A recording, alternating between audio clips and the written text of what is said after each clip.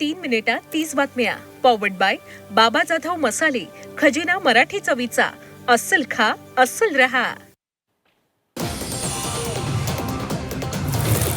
बारामती विधानसभा पोटनिवडणुकीसाठी 23 एप्रिलला मतदान पार पडणार आहे. एकूण 478 मतदान केंद्रांवरती मतदान प्रक्रिया पार पडेल. मतदान केंद्रांवरती सीसीटीव्हीची करडी नजर असणार आहे.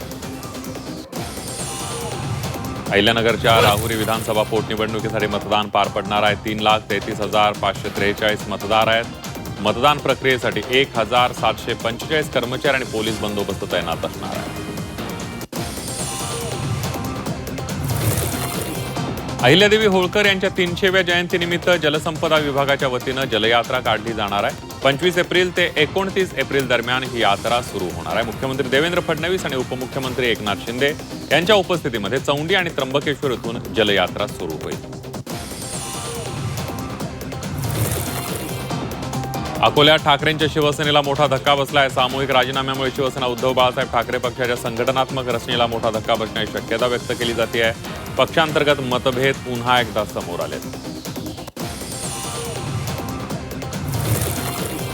चंद्रपूर जिल्ह्यात 13 तासाचा संपूर्ण बंद पाळला जातोय. भाजप आमदार वाल्टे यांच्या मृत्यूच्या निषेधार्थ झोमी आघाडीच्या वतीनं हा बंद पाळण्यात येतोय.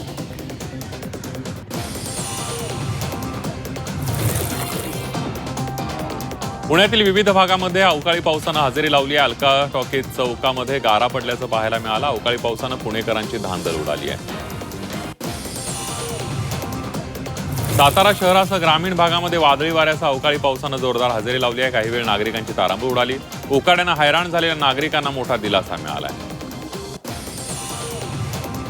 सांगलीच्या पलूसमध्ये अवकाळीचा शेती पिकाला फटका बसलाय. वादळी वाऱ्यासह आलेल्या पावसामुळे शेती पिकांचं नुकसान झालंय. शासनानं नुकसान भरपाई द्यावी अशी मागणी शेतकऱ्यांनी केली आहे.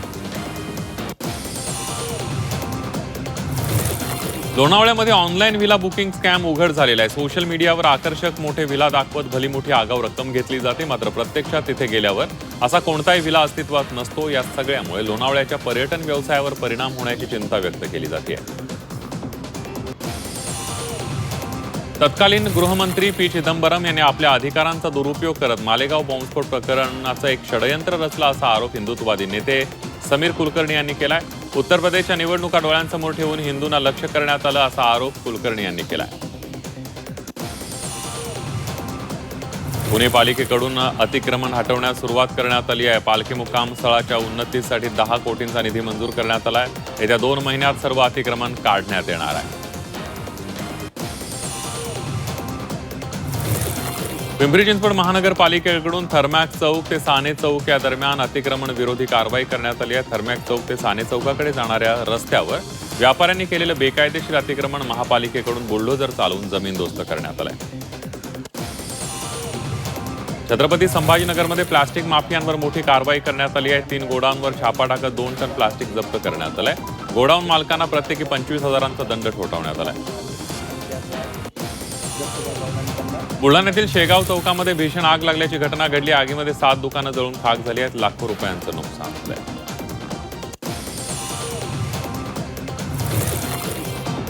तृणमूल काँग्रेसच्या माजी खासदार नुसरत जहां यांची ईडीनं चौकशी केली आहे. 2020 मधील रेशन घोटाळा प्रकरणी ईडीनं चौकशी केली आहे. चौकशीसाठी हजर राहण्यासाठी ईडीनं त्यांना समन्स बजावलं होतं. हरिद्वारमध्ये अवैध प्रार्थना स्थळावर कारवाई करण्यात आली आहे. सरकारी जमिनीवर प्रार्थना स्थळ असल्यानं ही कारवाई करण्यात आली आहे. बुलडोझरनं ही कारवाई करण्यात आली आहे. गुजरातमध्ये काही भागात भूकंपाचे धक्के जाणवलेत. आनंद शहरासह आसपासच्या परिसराला भूकंपाचा सौम्य धक्का जाणवला.